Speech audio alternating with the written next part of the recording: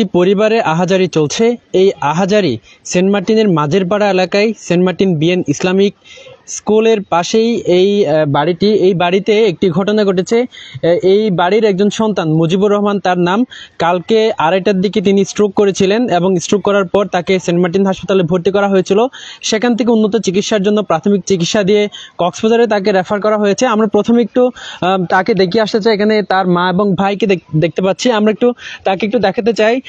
তাকে এখানে জরুরি ভিত্তিতে তাকে তাদের বাড়িতে রাখা হয়েছে। কিন্তু আপনারা সকলে জানেন, মিয়ানমারের সংঘাতের জেরে সেখানে ট্রলার এবং বোট, স্পিড বোট চলাচল বন্ধ রয়েছে। এখানে আমরা দেখছি যেই ছেলেটা অসুস্থ, যে স্ট্রোক করেছিল, তাকে এখানে রাখা হয়েছে। সে অনেক বেশি অসুস্থ, তাকে রেফার করা হয়েছে কক্সবাজারে এবং কোনো কিছু ব্যবস্থা প্রশাসন পর্যন্ত এখনো পর্যন্ত নিতে পারেনি। সে কারণে তারা অনেক বেশি কষ্টে আছে। এই পরিবারটি আহাজারি চলছে। আমরা একটু কথা বলবো বাইরে বের হয়ে তার ভাইয়ের সাথে। আমরা যিনি অসুস্থ, যিনি স্ট্রোক করেছে, তাকে দেখালাম। মুজিবুর রহমান তার নাম।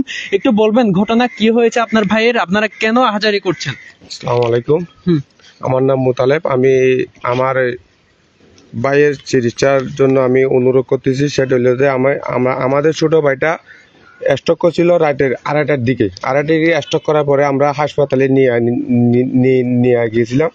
এরপরে আসি, ওরা আমাদেরকে এপার দিয়েছে টেকনাফে। আমরা এখন সকালে আপনি ধরেন 5টার দিকগুলোতে আমরা খুব চেষ্টা করছি। এখন আমাদের কোস্টগার্ডে আমাদেরকে যাইতে বলছে, কিন্তু যাইতে বলতে আমাদের পিছন থেকে, মানে পশ্চিম সাইড থেকে আমাদের রুগীর নামানোর মতো কোনো পরিস্থিতি নাই।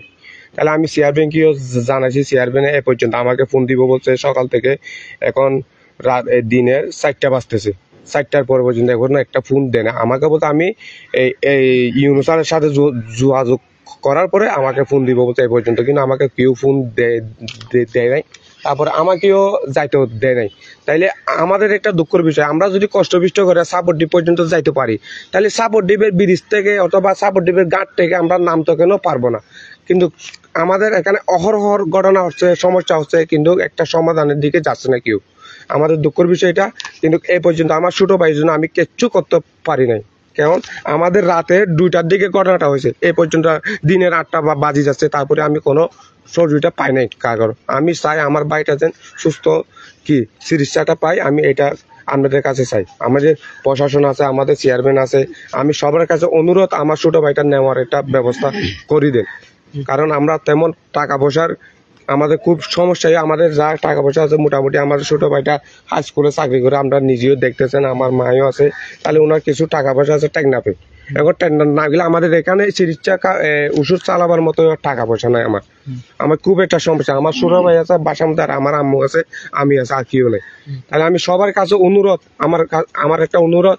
আমার এখানে অনেক ঘটনা, কিন্তু আমাদের মা বোন কালকে একজন আমাদের এখানে কি হয়েছে, মানে ডেলিভারি হয়েছে হাসপাতালে, কোনোরকম ভালো হয়েছে, আলহামদুলিল্লাহ, যাওয়া বের হয়ে গেছে। কিন্তু উনি একটা সমস্যাতে পরিচিত। আমরা এই সমস্যাটা চাই না। আমরা চাই শুধু প্রশাসনিক, আমাদের প্রশাসন সাপোর্ট দিবেও বসে আছে। আমরা এখান থেকে গেলে ওরা কেন আমাদেরকে রিসিভ করতে পারবে না? আমরা তো বাইরের লোক না, আমরা তো সেন্ট মার্টিনের বাংলাদেশের লোক। আমরা বাংলাদেশের লোক। আমার কাছে সবচেয়ে অনুরোধ থাকবে, আমরা এখানে কষ্ট বিরোধী গেলাম, গুলিও পর্যন্ত একটা খাইছি, তারপরে আমি গেছি, যাওয়ার পরে আমাদের কেন রিসিভ করবে না? আমার দুঃখের বিষয় এটা।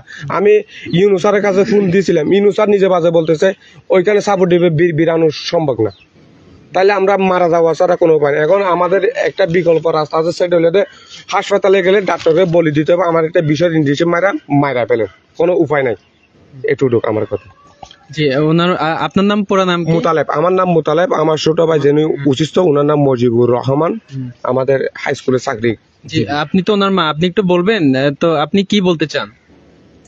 দুটো বাজে লইতে আবার খাস ডাটা খানা লোকে তুই ফেলাই ঠান্ডা লে যাবেলা 500 বাজা লে যাবেলা দিয়ে না পাইলে তুই এত করে তখন অনুমতি লই না বাড়ি তুই বাবা বাঁচানো ওখানে কষলু আর করবো না।